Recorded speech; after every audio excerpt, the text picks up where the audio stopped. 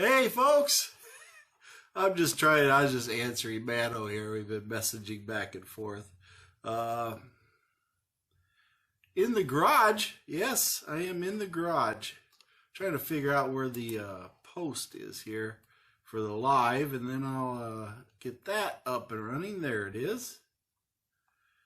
Let's see now. Get that going. That way I can see the comments. There we go. Now I got the comments up and running. So let's see. Yeah, I'm in my new living quarters, Mano. Yes, I am in my garage. And just trying to see what's going on. I got everything up and running. I'm trying to see what comments are popping up so far. Not seeing comments. Don't know why. But trying to figure out what's going on here. Oh, in the garage. So this is something new for me. Here's how I was going to say. A lot of times I get a lot of questions from folks. So, hey, if you got a question, it doesn't have to be on the Ford Edge. It doesn't have to be on the Lincoln MKX. It could be anything you want to ask me. So I'm putting myself out there for you all so that you can see for yourself what you want to see. And we'll just go from there and see what you guys all have to say. And I'll try to answer the questions. So I see Jersey Trasher on there. And let's see, Gio says, have I thought of any place on the East Coast for the meet in 2020? And I'm trying to figure out something. I'm going to need help on this, folks. I am totally unfamiliar with the area, but we need to make sure that it's an area that is got fair opportunity for a lot of people to show up. So just trying to do that. I don't know. We meet at a park. We can have like a pavilion. We can meet out there. Meet at a, I don't know, parking lot that has someplace for us to accommodate, you know, things. We're going to be there for a bit. Want to try to get this together, but I need somebody on that area to help me. That's the problem. You know, it's hard for me to make arrangements for something when I'm totally unfamiliar with what's going on. So, just trying to get that figured out. So I hope that helps. I don't know. Just trying to get there. It says, why am I trying to sell my Edge with 175,000 miles for $12,000? Jersey, I have no idea what you're talking about. I don't have an Edge for sale. So, don't know. So I think you're in a different post there, buddy. Hey, T.I. Brand, how you doing? And T.I. says, you know, you guys got to stop and wait for me. I'm trying to keep up with y'all here. Where in the East Coast would y'all be interested in? The best bet I can say as far as this meetup is go to the MACT Garage website, go to the social media tab, and on the East Coast area, I'm thinking East Coast more like, you know, I don't know. The East Coast to me is up in the, you know, above South Carolina, North Carolina area up there. New York, you know, that's the Northeast, I guess you could say. Pennsylvania area, Maryland, whatever, that type of area. Whatever the Garden State is, we talked about that. I didn't know there was a Garden State, but that type of thing we're looking at. So just want to have it so we can centralize it so people can get to it. And then we put out the date. You know, I've got the date set pretty much, but we need to have, you know, so the location. So I haven't really worked on it too hard. I figure I'm going to probably really put more effort into it after the holidays, because we all know what happens the holidays. You try to make plans and then you get busy. So, but it's food for thought. wary. If you guys got good ideas, by all means, contact me and we can get stuff out and start trying to figure it out. So, I just want to make sure we can do it and get out there and everything. Let's see. Jacob says he has a 2010 Ford Edge front-wheel drive that he knows it does not have a rear differential, but was about the transfer case PTO is all listed as a fluid under some sites. Okay. I don't know what we're talking about here. Jacob, you're in Kentucky. I'm not so sure Kentucky's the East Coast, is it? So, like I said, we want to find out where we got a good concentration of people being. I'm holding in. Okay, T.I. But I hope you're holding it in. We don't want it out. I'll be sending you a PM to help you out. That'll work, T.I.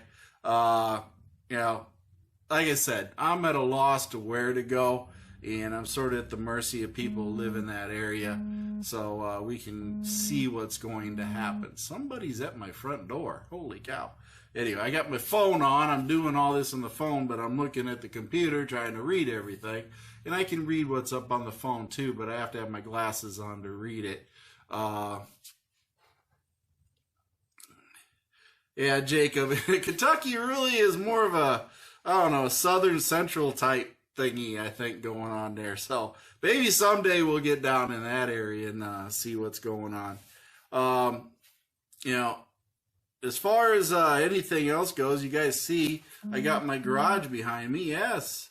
Got my toolbox here. Got everything pretty much. So I'm going to start trying to do a lot of my videos from in the garage. The only problem is, you see I'm wearing this. That's because it's below 30 degrees outside, and my little space heater I have that runs on propane is running full blast, and it can barely keep my garage above 50 degrees. So ideally, I'd like to get it up to 60, 65. I'd feel more comfortable, but this is tolerable. At least I can't see my breath, so that's always a good thing. Let's see. Okay, bye, T.I. Have a great weekend. Let's see. Thank you, Jacob.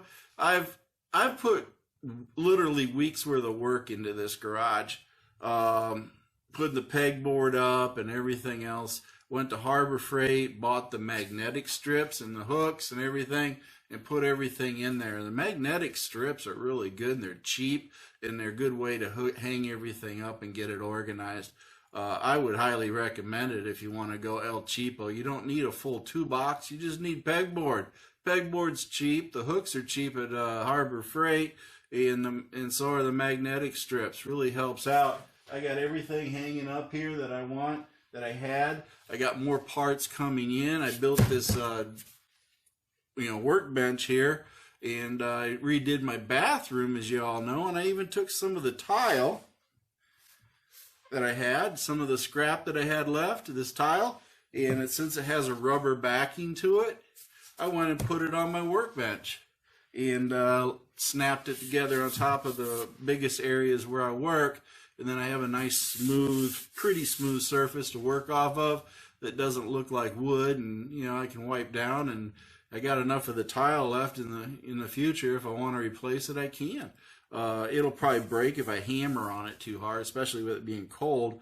But it's replaceable. I can put more out. So that's really what I got it for. If I got a hammer on it or something like that, yeah, it'll break. So it's not that resilient. But it is vinyl. So the colder it gets, the more it will break. Let's see. What else we got? Let's see. Michael, yeah, thank you very much. I try to do things for everybody and take care of things. And lately I've been having to take care of myself and my wife and my family, getting things done in the house. And, I don't know if you guys knew this. I was sort of at home all week because I got hurt. Yeah, safety guy got hurt. It wasn't intentional, trust me. But remodeling bathrooms and being my age, let's just say that maybe I need to figure out how to do things a little bit better. I'm not as young as I used to be. Had I been 20 years younger, it would have been a problem. But as you get older, yeah, things get a little more difficult. The things that you used to do, your brain says you can do, and your body says, oh, slow up there, cowboy. You're not going to make it. So anyway, that's pretty much, I was off work for a whole week. I just been laying on the couch, could hardly walk. Yeah, it wasn't fun. But anyway, I've been doing that and keeping myself occupied with other activities that I like to do. And if you guys want to see what my other activities are, you got to go over to MACT Garage on Facebook, and you'll see what I'm doing over there. I've been fairly busy over there on some things, and then been really busy here lately on my other group. And if you guys want to join it, it's called Guys, Gals, and Guns with MACT. And that's over there on Facebook also. And I got a lot of activities I do over there specifically in relation to that. So that's as much as I'm going to say about it. If you want to see what I'm doing there, go over Facebook, ask to join, and you can figure out what I'm doing. I got a lot of projects I'm doing there. So otherwise, the whole idea behind this is for you guys to get on and ask me a question. You can ask me, whatever you want to ask. I'm throwing myself out there to help you guys get to know me a little bit better, and give you my ideas on anything. And you can ask about whatever. If you want to know how old I am, I'll tell you how old I am. It's not a big problem. But whatever you want to ask, I'll try to answer it, and if it's what I consider across the line, I'll give you a roundabout answer to it, okay? But that's pretty much it. So you guys can go ahead and shoot, do what you want to do. I've been just basically busy working on this garage. You have no idea how much effort it took. And this garage, I should have really taken before and after pictures of it, because I didn't. You won't understand what it was like. But this whole garage that you saw in the picture there that I posted was full up to here of things. You couldn't even get in the garage. There was times I could not walk through the garage from the back door to the garage door. I couldn't walk through there. I had to go around to get to the other side. I couldn't hardly get into the middle. It was full of mice. It was just horrible. So the whole garage was cleaned out of everything, because I built a shed, and I did a time-lapse video on the shed, a barn shed, 10 by 22. And that cost me about, I think it was like $4,000 to have it built.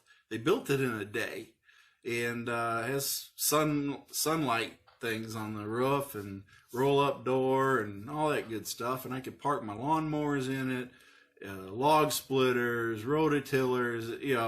I got everything in there. Bicycles. I forget what else is in there. Wood. Everything that I wanted to get out of there. Garden implements, the whole 9 yards. All of that is now in the shed. So, and the shed's got plenty of room left. It's a big shed. So that helped me clean this out. And then I was able to clean this whole garage out, sweep it, wash the floors, clean everything down, and then I was able to do this. And then I was able to build this bench, and I was able to put the shelves up, clean the shelves out. I got more to clean off, but all the parts that I have from my edges in the basement are now being moved up into the shelving in the garage. So now I will have more room in the basement, because I got a basement project coming up hopefully this spring, and it will involve a lot of demolition because I got a leaky basement. So we got to try to get the water rerouted. So yeah, that's what happens. The house was built in 1960, so it's just old. And but it's my house. I got to deal with it. But that's really what I was doing. Yes, Jacob, Iowa is cold, and they're talking 0 degrees at night coming up. There's supposed to be a cold wave coming through. which will be 20 to 30 degrees below normal. That's what they're saying. So, yeah, that's going to be. Where can we send sticker designs, and what are you looking for in them? Okay, Michael, glad you asked that. Let me go, hold on. Let me see. Let's see. Let me go back to your Harbor Freight toolboxes. This U.S. General toolbox that I got right here. Folks, I'm going to tell you straight up. It was everything I could do to get this thing up on this table. I kid you not. I was lucky I got it into the garage. Anybody who says Harbor Freight toolboxes are crap is full of it. You know, this thing is heavy. That's all I can tell you. I mean, this thing is durable. I couldn't see spending a whole lot of money. I spent enough on this, but man, for the money, I feel like I got a good toolbox. So, you know, my opinion, this is a good toolbox. Yeah, I don't know that I'd need anything else. I mean, the last one I had lasted me, and it's garbage compared to this one, so this one should last a long time. So, yeah, they're good.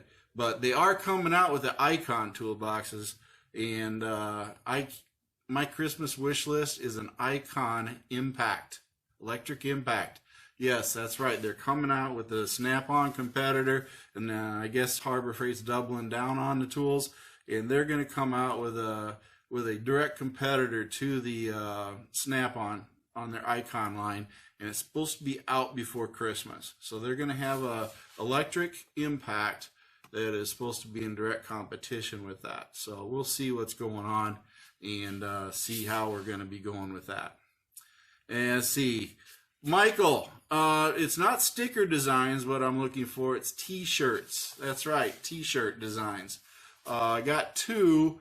You can PM the design to me, and I'm saving them in a folder, because ultimately what I want to do, folks, is after the first of the year is then put these up for a vote and see what you all want as far as the designs. You vote for them, the one with the most votes, I will then spend the money to have it printed and designed and everything at the printer and get the T-shirts printed. So it wants something. I've tried and nobody's buying the T-shirts. So I figured if you guys help me design it, maybe you guys will want to buy them then, because whatever I'm designing is apparently not to your liking. So that's what it's all about. And for the design that wins, I will give $100 Visa, gift card. Okay. And then I'll buy you a first T-shirt for free. So, that's what I'm doing. So if you guys want to help me, I'm not a designer. My idea of designing is a circle with 5 lines. You figure that one out. I'm not the designer. So, and my artistic daughter has no inclination to help her father, because it's just not what she's interested in. If it was anime, then we'd be all set. But it has nothing to do with anime that she's not interested. So that's where I'm at with that. So if you guys can do that, PM me, private message me the designs, or email them to me and ask my email address, and then you can email it to me and I'll save it if it's a graphics file of some sort. But I've already got 2 saved in the files, so I'm just waiting for some more to show up. So that's where we're at with that. 10 degrees is the low. Yeah, it's getting warm. Well, that's warm. 70 degrees in Orlando. Well, Florida. Let's see. It's Long John weather here. Yes, it is. It is Long John weather here.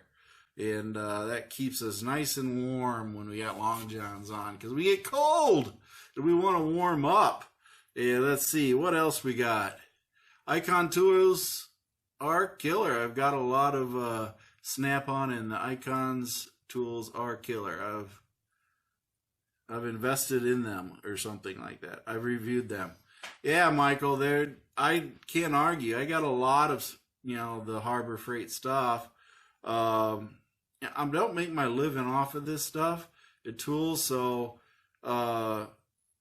don't think that I wouldn't like Snap-on, but man, I cannot budget the price for that. I have other things I need to spend my money on.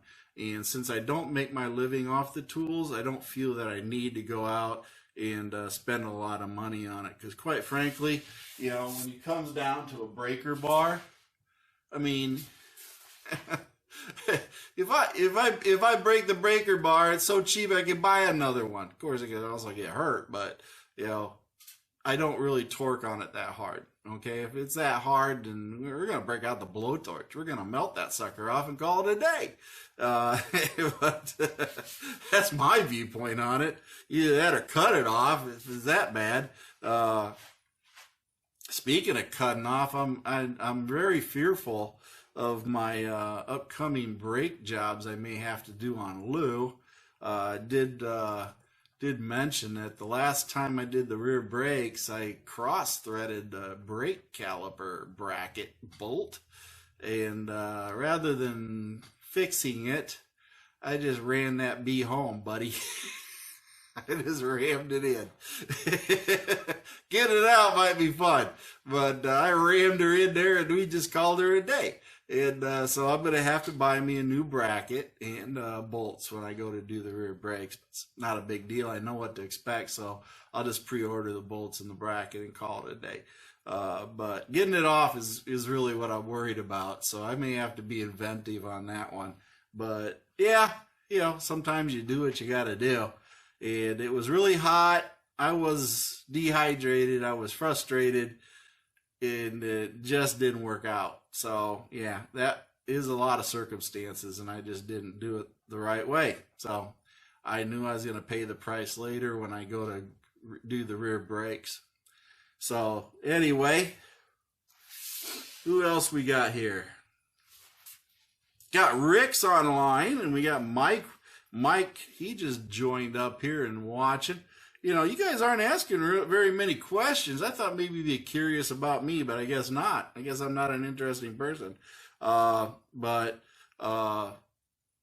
it's fun to talk to you guys and answer your questions whenever you do have them.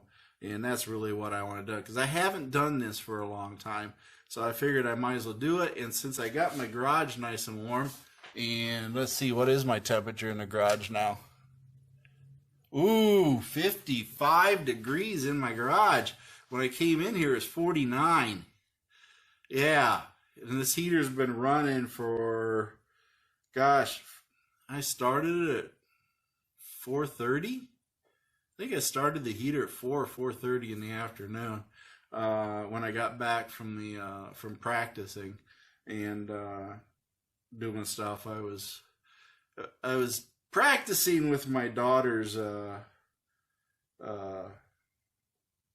rifle, as she has. I installed the new sights, and I was practicing with it, trying to zero it in for her. So got that all done for her so she can have fun tomorrow. But otherwise, let's see what else we got going on. Don't see anything. Any rear camber issues?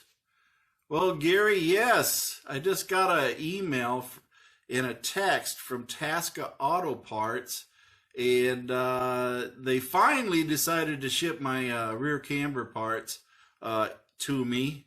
It took them forever, but hey, that's the way they operate, and that's how they are, because they wait till parts to come in. But they did finally get them shipped off. I should have them the 12th.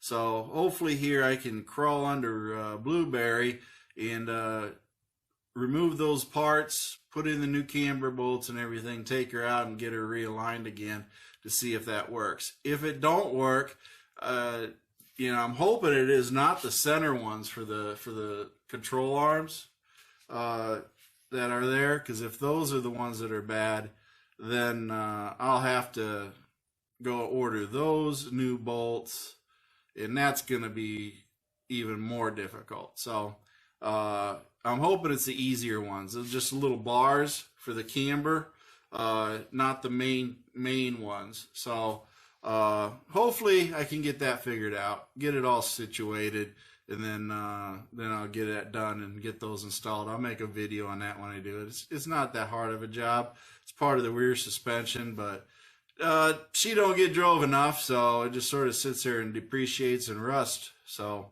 I have to deal with that. Yes, Mike, I have a little buddy. If you guys want to see my little gas heater, I'll show you. Here's a little gas heater.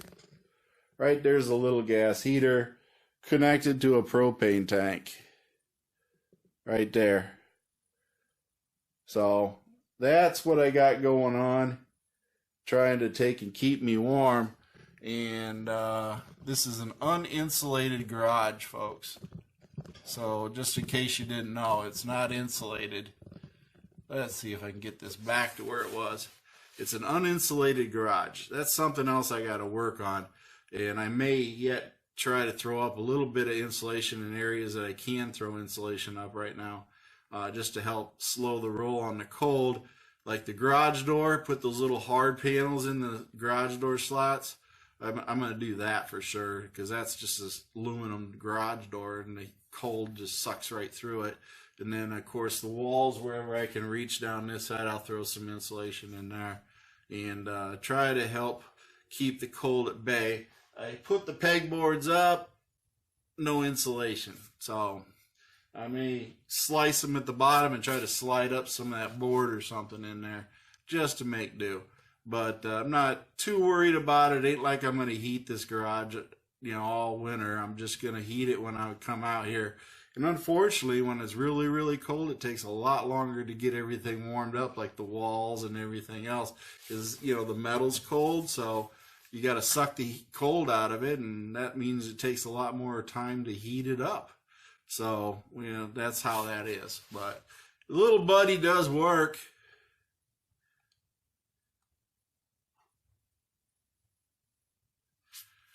Michael, if I had to replace Lulubelle with a newer Edge, which would you prefer? Disregarding budget. Oh, heck, if I ain't got to worry about the budget, I'll just go out and buy a, Ford Edge ST.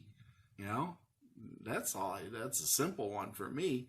But if I had to worry about budget, yeah, I found that the SELs don't meet a lot of requirements that I want. The titaniums do.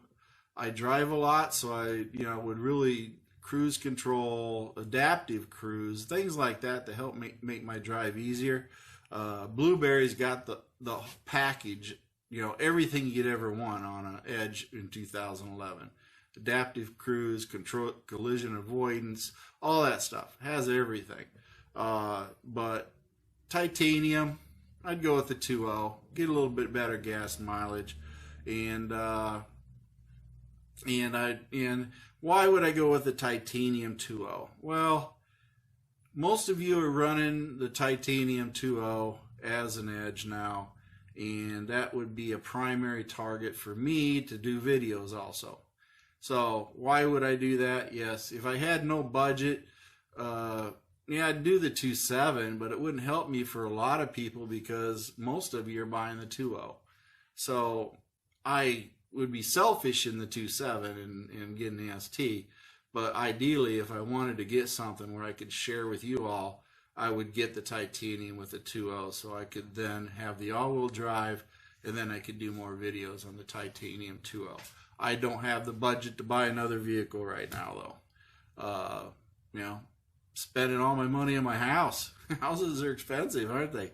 But yeah, who knows? Maybe someday I'll do it, but I think old Lulubelle is probably going to force the issue before I force it on her. I got a water pump that I want to replace. I don't get any idea it's going to fail, but at 300,000 miles, I may as well do it.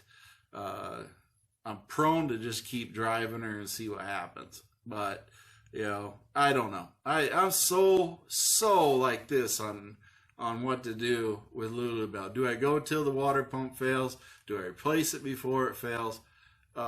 Because quite frankly, if you think about it, am I going to spend $600 in parts, and then some garage fees. Say I get it up to $800-900 in garage fees to replace a water pump on a 300,000 mile plus engine and transmission. You see where I'm looking at the economics of this? Would I be better off just buying a whole new front unit, power plant, transmission, everything, and then just dropping the old one out of lieu and slapping in a newer, lower mileage one? Yeah, probably would be. The body's in decent enough shape yet, so then I could retire Lou eventually to my daughter or something, and then I could get a newer one. So that's always a problem there. Let's see. You guys like my scissors? These are my scissors.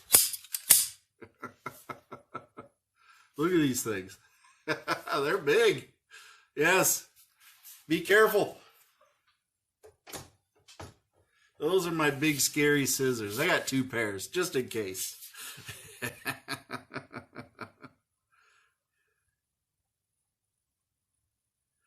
You need to have a window or door cracked open to vent it. Well, I got a carbon monoxide detector in here, and based on the carbon monoxide detector, Mike, I don't need a window or door open because the garage is not airtight. Definitely not airtight. So I got enough natural ventilation going on here. Although I did have to open the door earlier because I farted. That was terrible. But anyway, let's see. Yes, Rick, I have carbon monoxide, just like I said. Even got a smoke detector, but I haven't put the battery in it yet. My daughter took the battery. She needed it for something else. I said, I'll take that one. I ain't going to use it right now.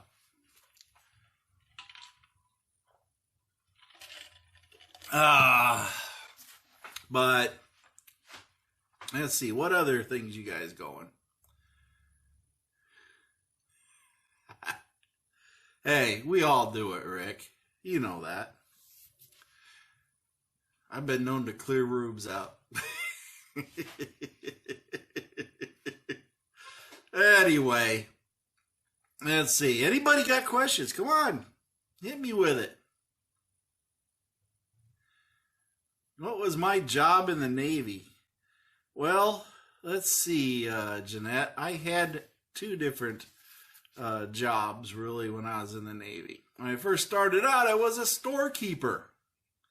That's right. I took care of inventory and supplies, and that was my job. Another fine Navy term that we always called people. We had snipes, and if you're in the Navy, you had your snipes, and then you had your cooks, of course, and then you had your deck apes, which are your boatswain's mates, and then I was an SK, storekeeper, so they called us box humpers, because that's all we were doing was lifting boxes all the time, moving supplies. So I was a storekeeper. Then, after about 6 years in, I qualified and achieved enough, rank and grades and intelligence, that I was accepted into and became what they call a Master at Arms.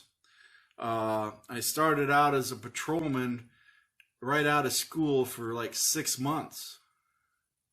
And then within 6 months, I had passed my test and aced it and made first class, which was E6. And when they saw what I did, then they said, okay, you're going to be our next command investigator since you have a good grasp of the law. So they sent me to investigator school in the Army. So I was sent to the Army. And that was interesting, to have to be a Navy guy in the Army. And I had to do everything Army and play all the reindeer games with the Army. And then I got through the school, and then I came back, and then I was a criminal investigator, command investigator, and I wore civilian clothes and did all my investigation stuff. So that's pretty much what my ultimate job was for the rest of my career, was investigator. That's everywhere I went, I was an investigator. So pretty much retired that. My last stint, of course, was at last 2 duty stations. I wasn't an investigator anymore. I was a nuclear security chief for nuclear weapons, and did that during 9/11, and that was a whole fiasco there.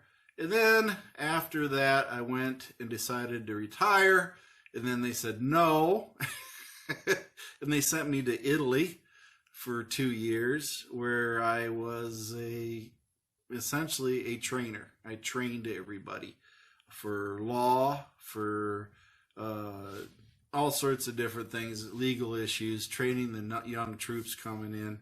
And then after I was done with that, I ran operations for a while, and I had like 300 and some people under me, and then I retired. I just got out of it. That was the best thing that ever happened to me. Phone stopped ringing as soon as I retired. That was a great thing. Enjoyed it, but after 24 and a half years, it gets tiring. So got rid of it, got out of it. Let's see.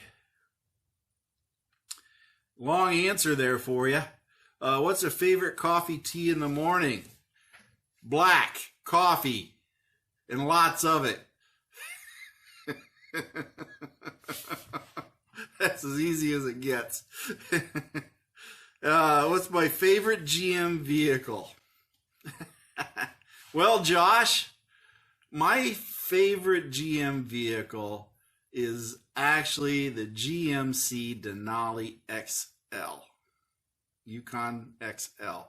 Denali. GMC Denali. Had that. I had a Suburban before that, and I love the Denali. Okay? I just do.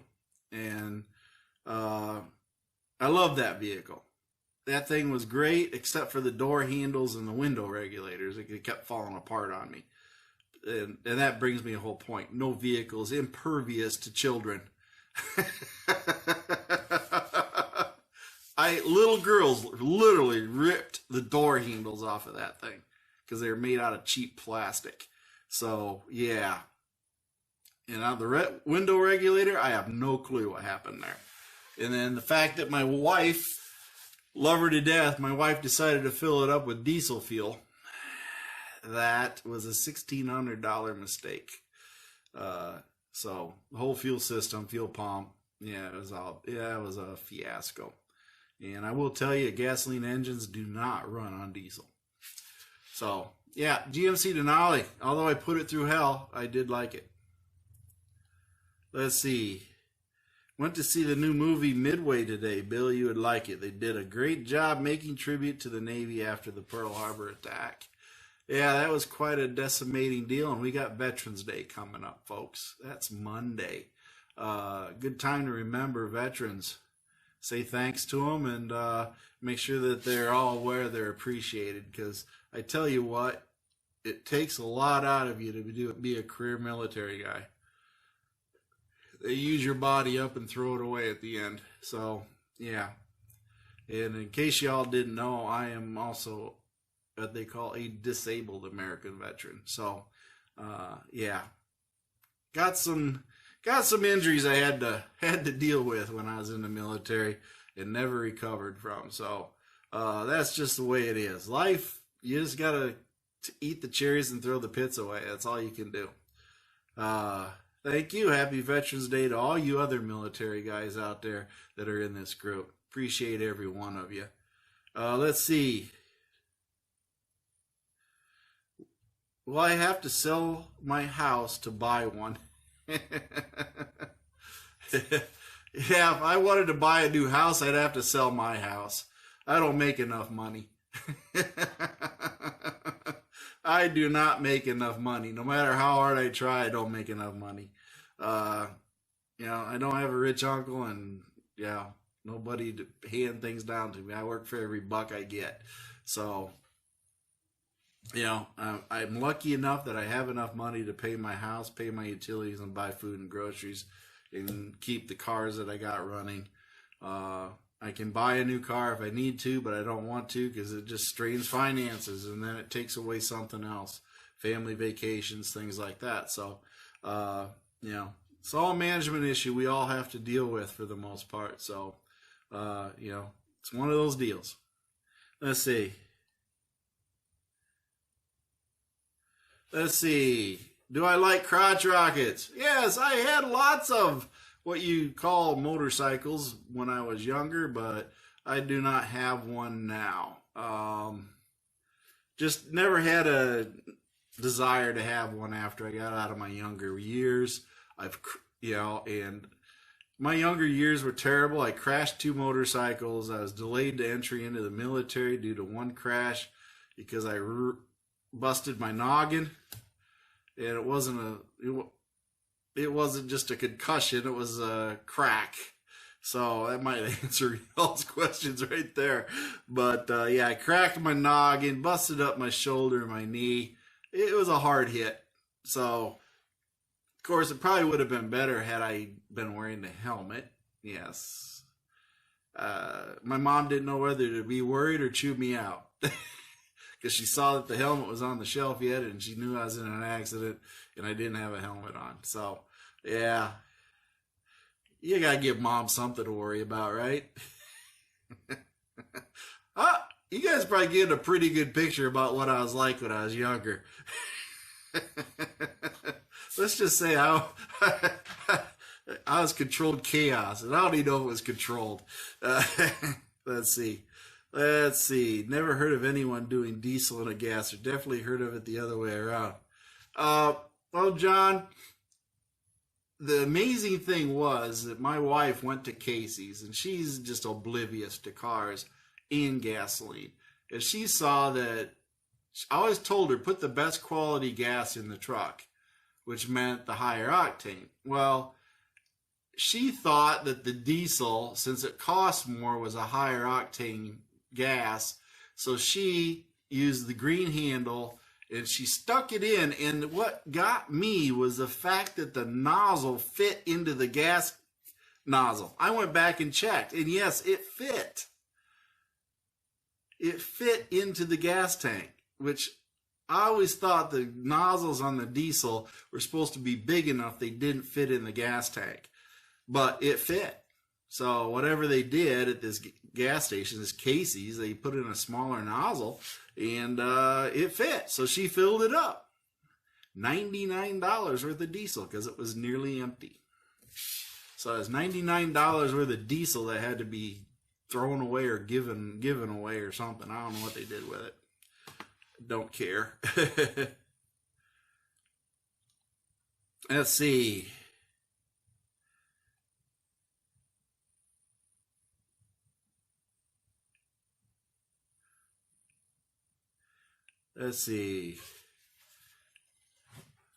Meant for the Denali. Okay. Well, now we know what happened. That's right. So, yeah. So, if you guys didn't know it, yes, you can. If they put the wrong nozzle on the diesel pump, you can fit the diesel into the gas tank and fill it up. I thought that was like a fluke, but I started checking a few others out, and it's pretty common. They just throw whatever nozzle on there. They don't care. It's up to you to decide whether you're going to put diesel in your gas tank or vice versa. So that's pretty much where that's at. You go from there. Wow, I had 16 of you are watching. That was amazing. I haven't had this many folks watching in the past. Of course, I haven't done this for a long time either, so it's been a long time since I've done this.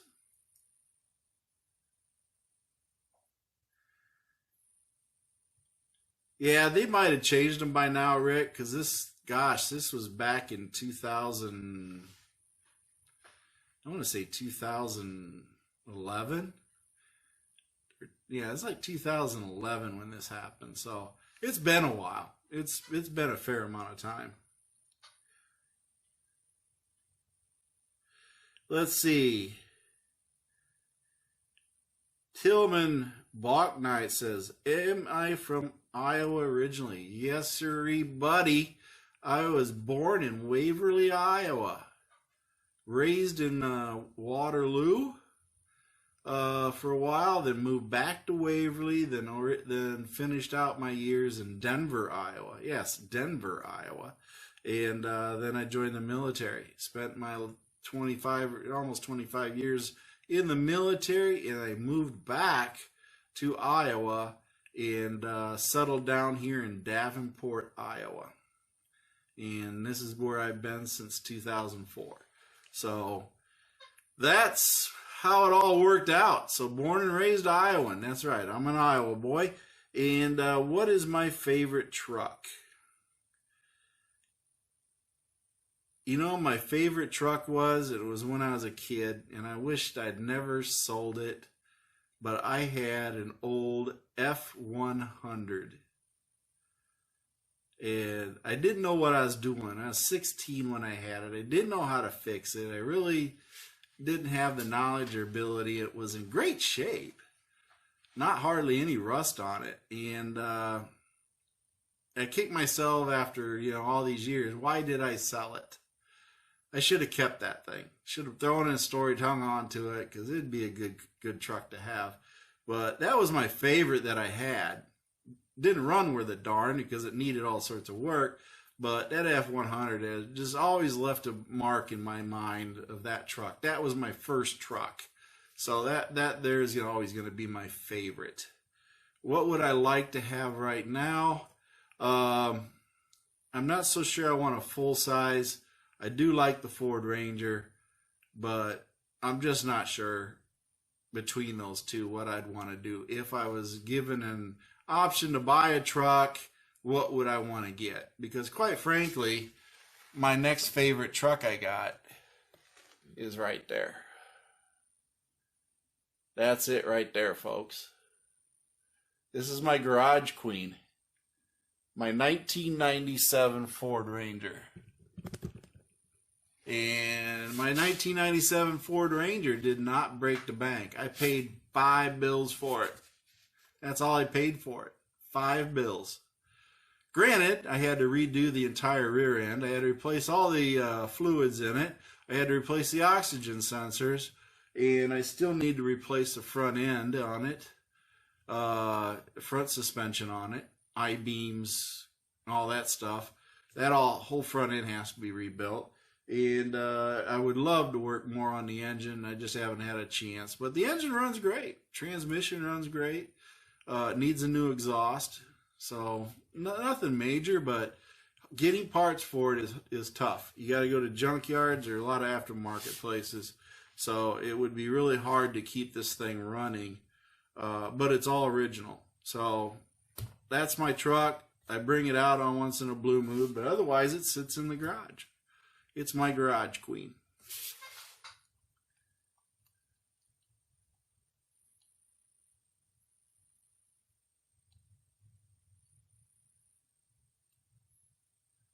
Let's see.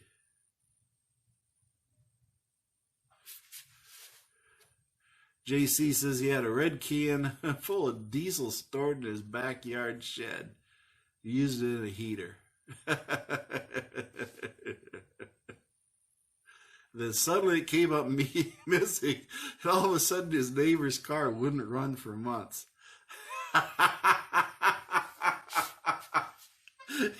Serves him right, don't it, JC? I bet you sat there and laughed about that. Oh, man. That'd be tough. You can't steal your gas can. It's got diesel in it. That is funny. I enjoyed that story. That's a good, quick story. Let's see. What else we got here? Nothing. What are we doing? Holy cow. Oh, no. Got all sorts of toys in my cabinet here. More stuff that cuts and bangs and grinds and does all sorts of stuff.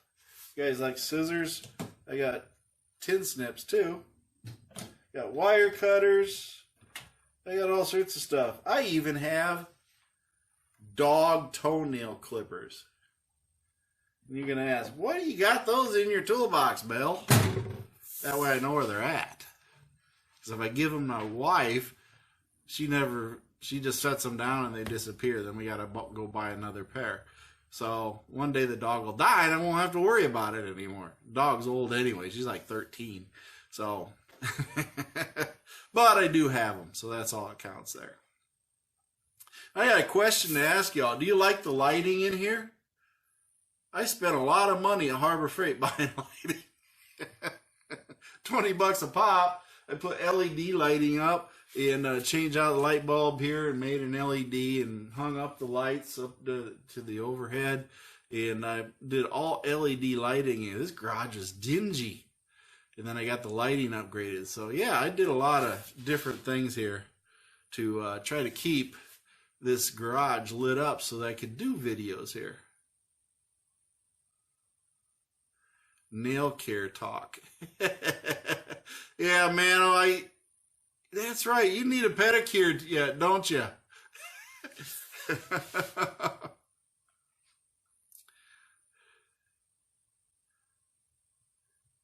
All right, no shadows. That's what I was really looking for. Trying to get the lights here. You know, I know this one I can adjust a little bit. Maybe. I don't know. It's sort of bright right there, but anyway, yeah. What else we got? Come on, hit me up with it. You guys being all shy. You guys, you get online and do something. I put you up here on the spot trying to tell you, ask me a question, and then you all turn into wallflowers. What's all that about? Yeah, okay, Rick. 10 years younger. Look younger than 70, right? Oh, my daughter, CB, she's been in a few of my videos. You guys know her, youngest one. She had her 10th birthday here. We were singing happy birthday to her today, even though her birthday was yesterday, because we were all busy yesterday. So anyway, she, to her, I'm old. Whereas I think a 30-year-old is old to her. So, that's just the way it is. Youth is wasted on the young. That's all I can say. Let's see. Yeah, Mano sent me a picture of his toes earlier. I don't know why he sent them to me. I don't know. Or was that me sent you took my picture of my toes? I forget. Yeah, okay. We won't get into that. We and Mano send pictures. Oh, I have no idea. Some of the conversations you guys probably wanted to listen in on, but we have fun. Let's see. What else we got? Come on. I'm waiting. I'm here full expectations of what you guys have to toss out at me. I was actually scared you guys are going to ask me something really crazy, but apparently, y'all just busy. Let's see. Mano. Did I give away too much, Mano? Is that what you're trying to tell me? From the computer I'm using is slower than the phone. The phone actually shows what you guys are saying faster than my computer does. It's weird. So it's strange trying to go with the time delay on the computer based on what I'm doing on the phone. So that is how it all works out. What else we got going on here? Nothing else. Got a bright light with a magnet on it. I love that thing. You can stick that anywhere. So, got that light. That's always good to have one. That's a good heavy-duty aluminum one, too. That thing will stick in the car, and I can stick it any place I want to. Puts out a lot of light when I got to work in areas that are pretty tight. Quentin, glad you're here, buddy. Just in time to ask a question.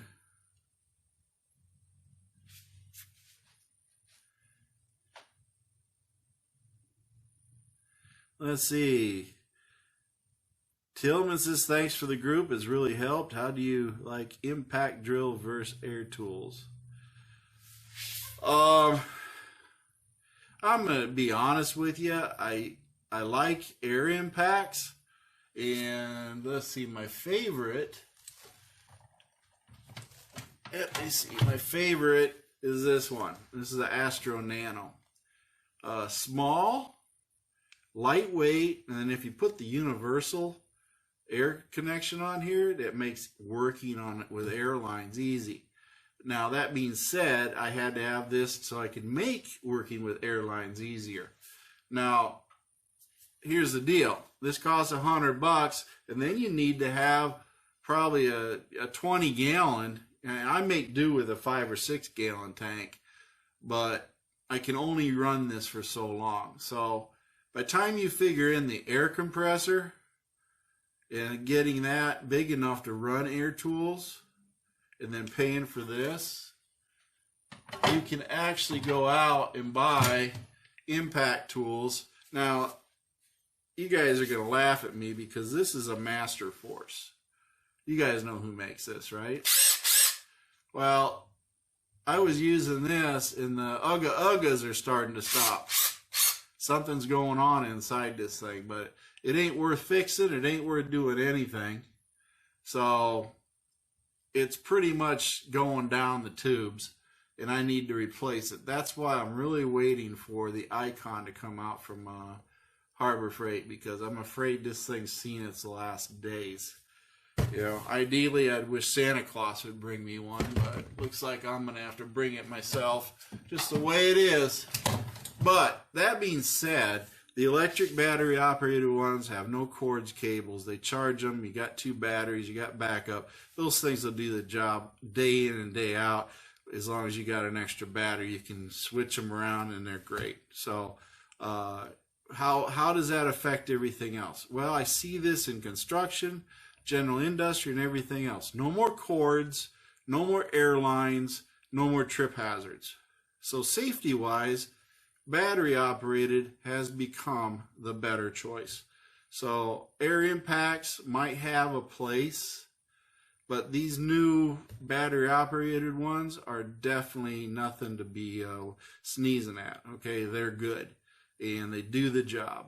And so yeah, I'm going electric. I used to think, you know, cat's meow, go with the air, but now that I've seen the cost of the tools coming down, you know, it's electric impact. That's the best way to go.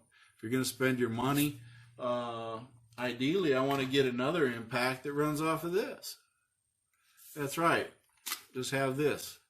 They sell an impact that runs off of this. This is my drill. It's a drill and it's a screwdriver. Okay, so it can do both. And I used one of these batteries, one, to put my whole workbench together. One battery on this put my whole workbench together with this Milwaukee. And I got 3 batteries because I thought I lost one, so I bought another one, and then I got that. So tool-wise, then you got this, you know, and this runs off the same battery. So all I have to do is buy an M12 tool, and I already got the batteries. So I want to buy another M12, but I want to buy the M12 Impact, the stubby one, and then I'll buy the M12 battery, but I'll buy the boosted battery for it. The big battery pack that's got a flat bottom to it, but it's still an M12 battery, and it will still charge in my M12 charger. And always remember to lock these things, because otherwise they start going off in the middle of the night and vibrating and everything else. It's a really strange thing when your toolbox is sitting there running. That's my answer there. Let's see. We're all in a sock hop together, so boxers. Or commando. Okay, you battery tester, can you check charging systems also? My battery tester, can I check charging systems also? Yes, the Solar BA7 will, and I believe I gave one away at the last group meeting. I had a Solar BA7. That'll check your charging system. Granted, it doesn't give you digital readouts. It's merely lights. But hey, if you got a red light or a yellow light going off and it's saying your charging system ain't working, then it ain't working. You know, it's pretty simple. I did verify it with an actual high-priced one, and it said the same thing. Hey, your charging system's not working. So the BA7 will save you a lot of time, effort, and money. It's cheap, and you can check batteries and check their voltages and everything to see whether they're any good or not. And so far, it has proven a well-worthy little electronic device to have. That Solar BA7 is a good tool, and I gave that away because I use it and I know it works. So that was one of the raffle drawings at the last meeting. Let's see. What made me get into safety training? I didn't have a job. Truth be told, it was a family business when I retired from the military. My father decided, hey, he wanted to come join me. I'll train you. So he trained me, and I said, what the heck? OSHA only works Monday through Fridays. They have all weekends and holidays off. So, you know, what could hurt there? You know, and then plus I wasn't adverse to talking to large groups, small groups, and of course doing the safety training thing was simple for me. Public speaking, all that good stuff, not a problem. Learning the base knowledge on OSHA, I thought I knew a lot, but then I learned I didn't know that much. But I went through classes, schools, and everything, and learned on hands-on and everything, and pretty much took over the business. And then things sort of went sour, and then I left the family business and started working with the insurance company I currently work with now. And, you know, best thing that ever happened to me. You know, sometimes, you know, out of bad comes some good, and working for the company I work for now is fantastic. Making more money I ever made. Safety guys never get paid a lot, but, you know, at least I'm making a good living off of that. So, yep.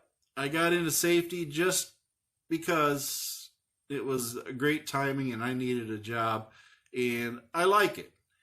I've been offered other jobs working behind a desk for corporations, making more money, but I like to go see people. I like to go to all sorts of different locations and have the variety that I do.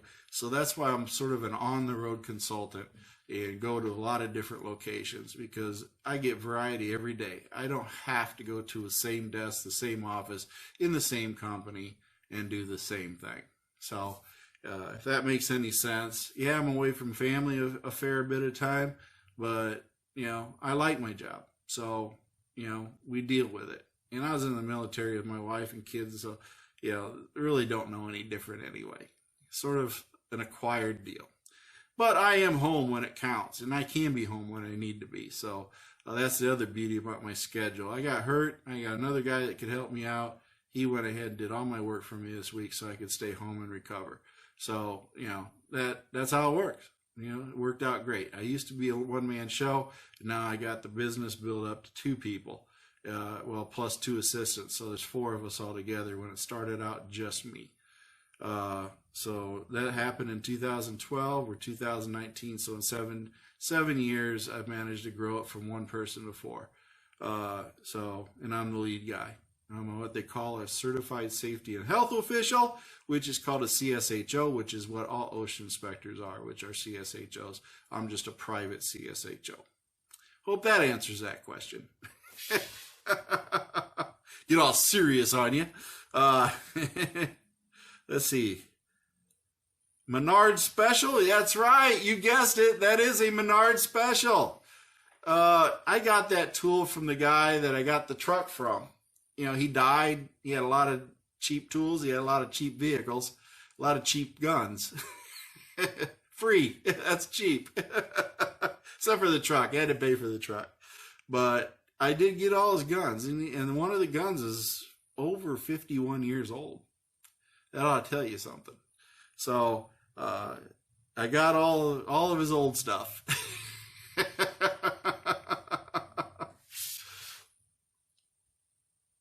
Let's see.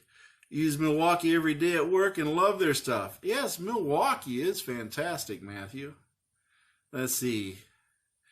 Companies in Central India. A couple weeks ago, 20-year-old guy, third day on the job, someone turned a blender on with him in it. Oh my gosh, that's terrible. I used to go to Indiana to do safety. You know, that is definitely a failure in the lockout tagout system. Altogether, just a complete failure.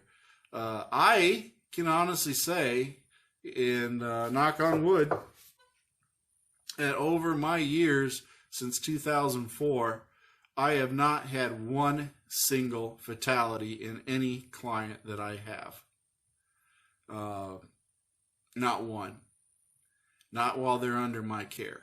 I did have one after I left, a couple of years after I left, they had a fatality. And I've had one that had a fatality and called me in to come help them. But I have never had, under my care, any client have a fatality. And I've had one serious injury where a guy lost his legs in a process that I was not aware of. They sort of didn't let me see that, and it didn't happen often, but when they did do it, I was never around, so I didn't see it. If I saw it, I would have put a nix-A on it, but I never saw it, and they never told me about it. So, you know, he lost both his legs in a way. I think they managed to sew them back on and put them back together, but I don't know if they're usable. I just haven't kept up with what happened to him, but I knew they were having a hard time saving his legs. So, you know, don't know what happened to him. Could only hope that he did good. But that was the most serious accident. Other than that, that was the most serious. And I've never had a few amputations, hands. Yeah. If you want to keep this, don't stick it where it shouldn't be. That's all I can tell you. Don't stick it where it shouldn't be. Let's see. Yeah, but JC, yeah, that company's going to pay a price. Two, they're going to pay a big price in a lot of ways. Civilly, it could be criminally. It could be a lot of things. You know, there's a lot of openings there for a lot of stuff. Let's see.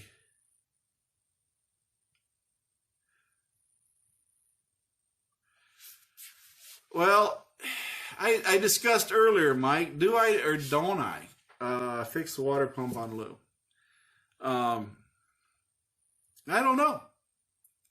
I keep thinking I want to. And then I keep thinking, why? I don't know, folks. I might just keep thinking and let Lou decide for me.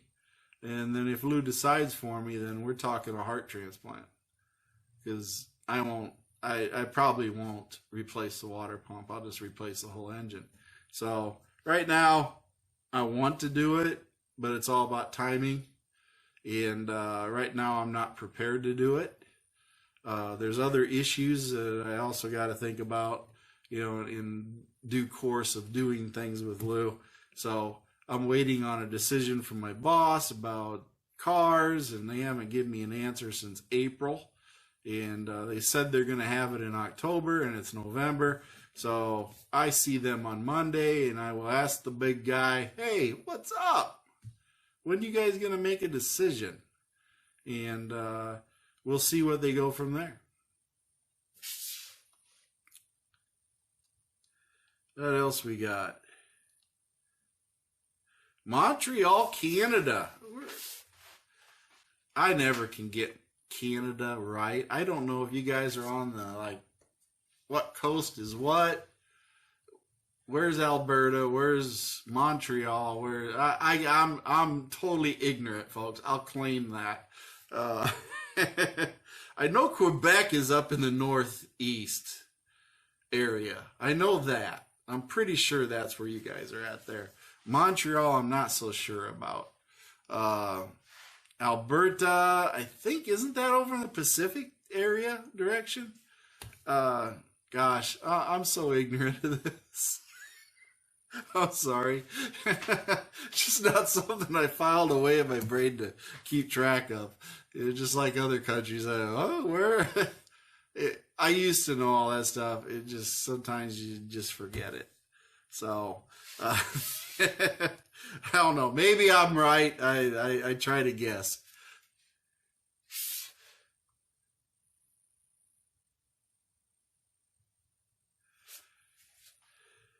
Thank you, Tyree King. Thank you. I think I did say that right, Tyree.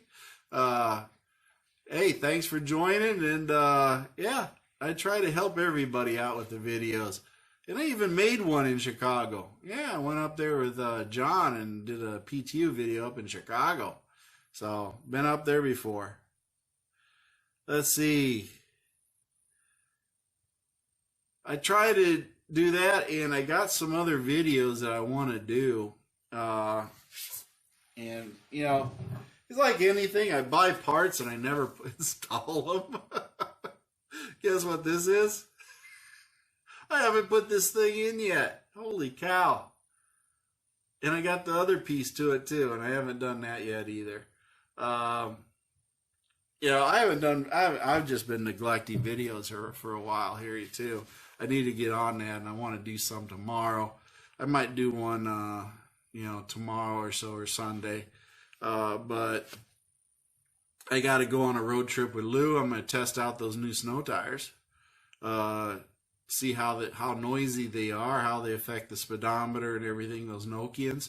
So I'll give you guys a good little review on that, and see where they are with that, because I went with those Nokians for the front.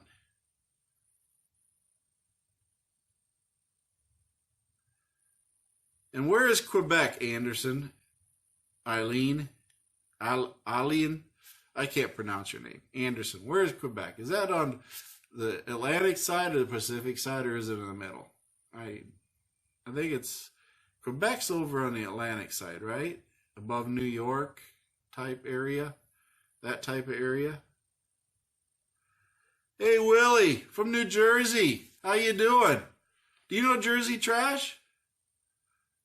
He should be right around your neighborhood. I'm glad that you're able to help you, Willie, get things fixed up. You know, the best thing you guys can do for me is to watch all my videos and get my viewing minutes up. That's how you pay me back, because the ad revenue comes with that. That's the only thing I get paid out of that. If you guys don't watch the videos, I don't get paid. That's as simple as it is. So then it's all for nothing. And I got videos on my list that I can't even break 100 views. So the more you guys watch them, I don't care. I don't know. Hit start on the video and go to the bathroom or something. Come back and you should be done. It only takes about 2 or 3 minutes at least to get the video running, to get some score on there. So the average video is only viewed 4 minutes, if you guys wanted to know that. So I know you guys can do better. Bring my minutes up, get me up to 5 or 10. Yeah, that'd be great. And then I'd have all sorts of ad revenue. Then maybe I could afford to buy that Ford Edge ST.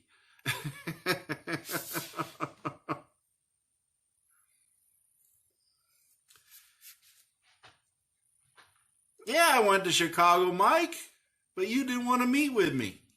You told me to pack sand. But although I do want to go out and get a ride in your Mustang whenever you get a chance.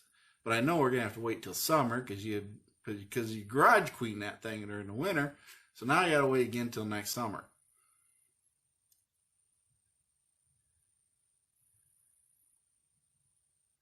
All right, what else we got?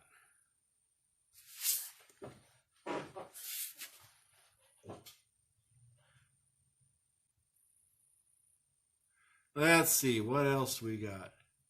Which Edge do you own now? Well, let's see. I got 2 Edges, Blueberry and Lulubelle. Blueberry is blue, Lulubelle is the Bordeaux red metallic, and that's the one I drive all the time. It has the MACT plates on it now. So those are the only 2 I got. One's got almost 119,000 miles on it, Blueberry. And then mine has almost 300,000, as you guys follow with that. Let's see.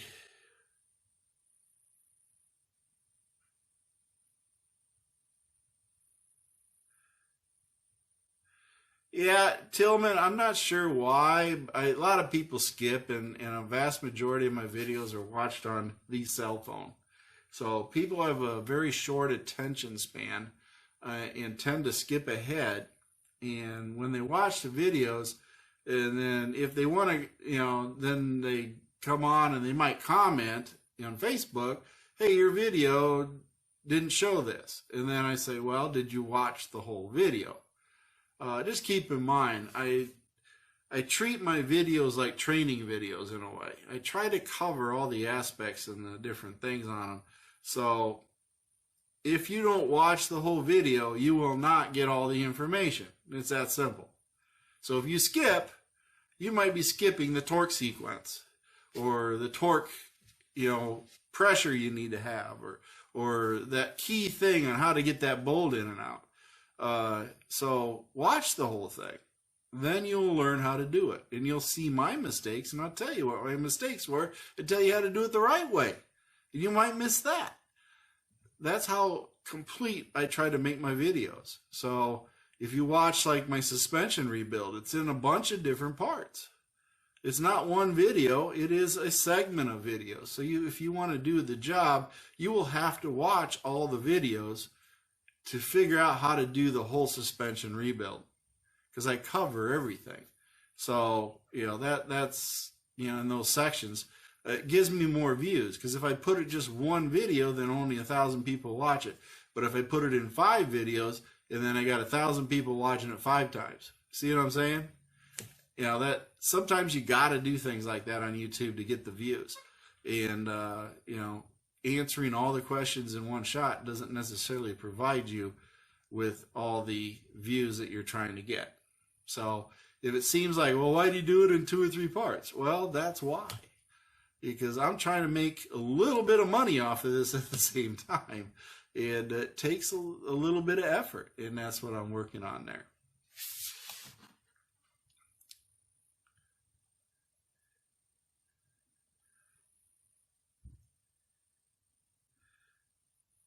Let's see, Tyree.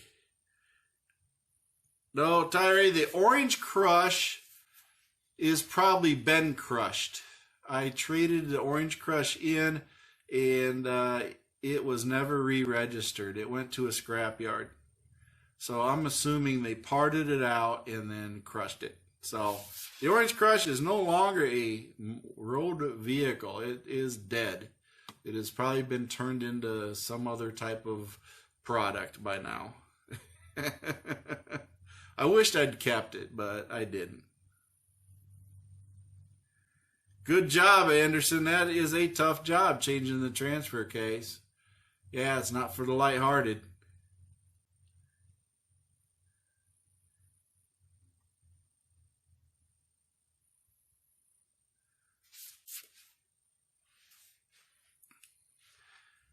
You're right off of I-90. So I got to take all the toll roads to get up to I-90 then. Is that Naperville or something around that area? I don't know, Mike. What major area? Is that Naperville? Or is it up further into Chicago? I'm fairly familiar with the Chicago area. I just don't go up there that often because they always want me to pay to drive on the roads all the time. I don't like paying to drive on the roads. Let's see. Tillman, I'm going to tell you that, Patreon, I don't have enough subscribers to warrant a Patreon. I really don't. It just, I don't have enough views. I mean, face it, I'm only getting on the average 300 views per video. And there's 5,000 people in this group. And yet I get 300 views. That ought to tell you something. So it's a struggle, even for videos, because I know I make this video, it'll struggle to get 300 views. And sometimes I get lucky and I get a lot of views on one or two videos. But for the most part, not every video gets, I wish every video would get 20,000 views immediately, but You know, I got to settle for 300. And so therefore, very low ad revenue, you know, and everything else that goes with it. So, you know, I'd be tickled pink if all 5,000 of you had watched the videos. Boom, Bob's your uncle. I'd actually be making a little bit of money, but you know, it is what it is. I keep making them, and it must not mean much to me if I don't make any money on it, because I like to help people. So I take what I get, you know, and be happy for it, because that's what I need to be, is happy. So I ain't gonna woulda, coulda, shoulda. I'm just gonna make it. If it helps people, I get a good feeling. I might get a couple cents from it. My last video made 71 cents. 71 cents. So I'm not getting rich off of this. Let's see. What's the best coolant for the cold weather antifreeze? The one that doesn't freeze. Any coolant's going to work for you down to 35 degrees below zero. I use the Peak Long Life. It's universal pretty much. So, or you can use whatever you currently have in your Edge, whatever you want to use. Follow the owner's manual to tell you what you got to use. Because right now there's a rainbow of flavors for coolant for the Ford Edge. So you have to keep track of that. I know the first gens, 2007, 2008-ish, they said get rid of whatever's in there and trade it off with the dark green stuff. I just flush mine out, clean them out, put distilled water in them, fill them up with peak concentrate, and call it a day. You know, that way I can go out to the store, Walmart, anywhere I can buy the stuff. I don't have to go to a dealer to find it. So I use the Peak, and I change it out every 30,000 miles because I like a happy water pump. And a happy water pump means my wife's not calling me, right? Because if my wife's calling me, the water pump ain't happy.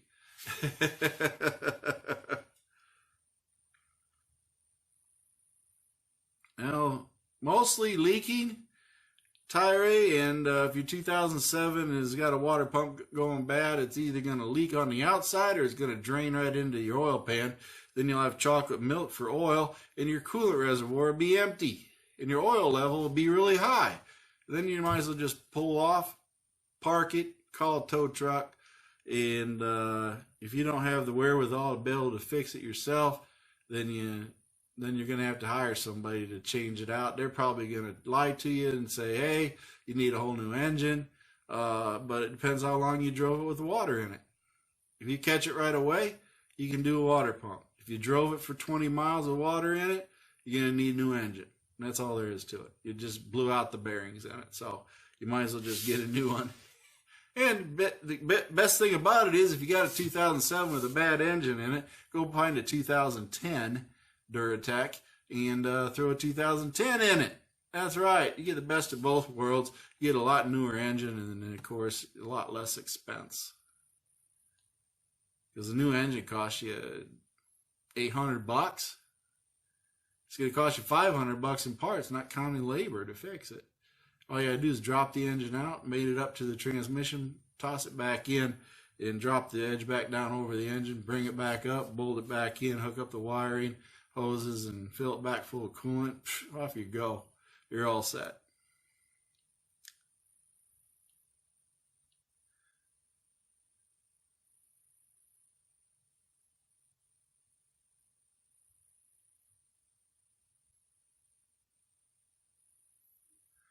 Yeah, JC, once the Edge starts rusting, it is a it's like a cancer, an aggressive cancer at that. I've seen Edges, and once they start rusting around those fenders, it's done. They're over with. You know, it just goes like wildfire through them. So yeah, once it starts rusting, the days are numbered quickly. There's no way to really stop it. It's a unibody. It's just the way it is. Once it started, you're going to have to do major surgery to stop that type of rust due to the fact that it's a unibody.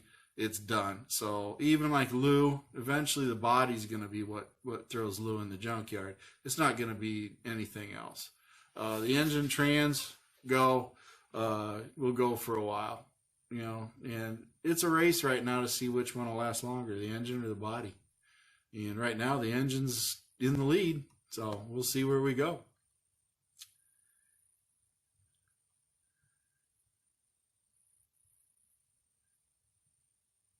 Matthew Warren, how you doing, buddy? Let's see, what do we got?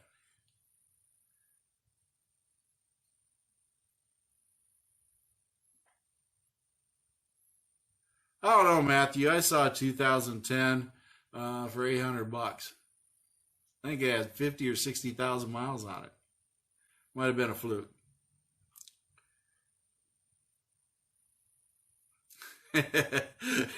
Yeah, I do sort of but face it, in reality, it's not that hard to replace an entire engine and transmission on a Ford Edge.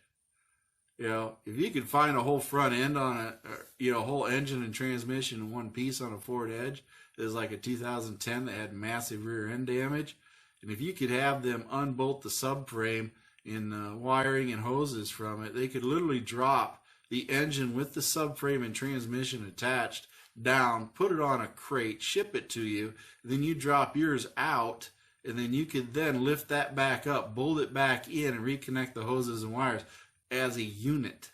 That's right. Talk about modular, because that's all they really are. It's all modular. That's how they put them cars together.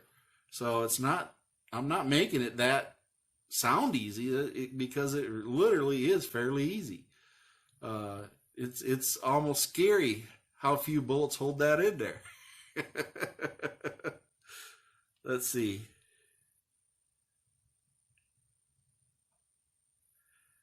Mike, that car lift that I use is lifts at the Rock Island Auto Skills Center. It's at the Army base. And the Auto Skills Center is designed for military to be able to go to a garage and do-it-yourself work on your own car to save money.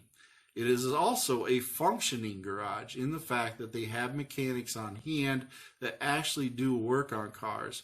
And so if you don't want to work on it yourself, you can hire them to do the work for you.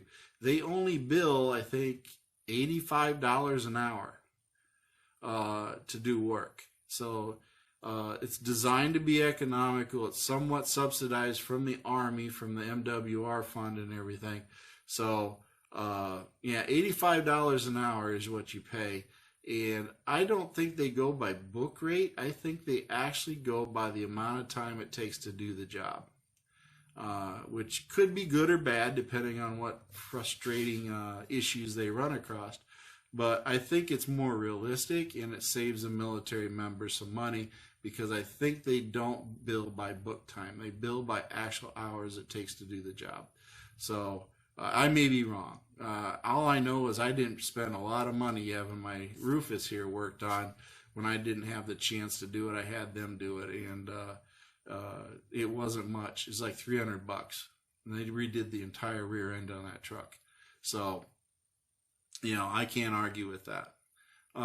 So yeah, it's all military benefit.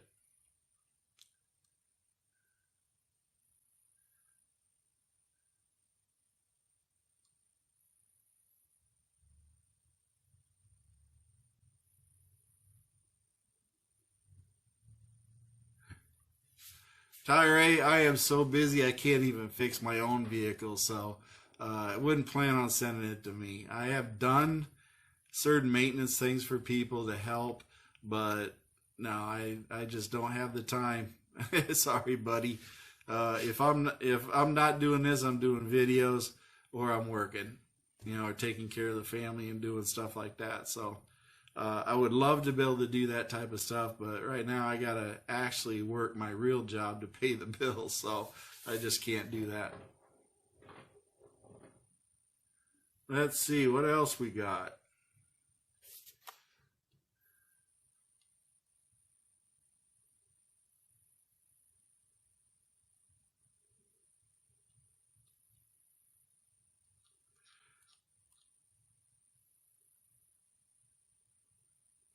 Okay, folks.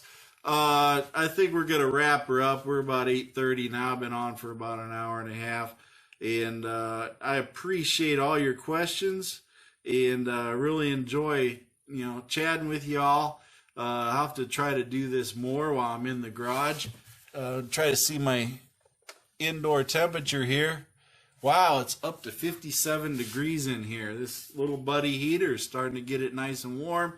It's below 30 degrees outside, so this heater takes a long time to get the temperature up, but I think I got a new heater coming that will bring the temperature up a lot faster, so it'll be warmer quicker, and then I can use a little buddy or something to do that, or just use the other one.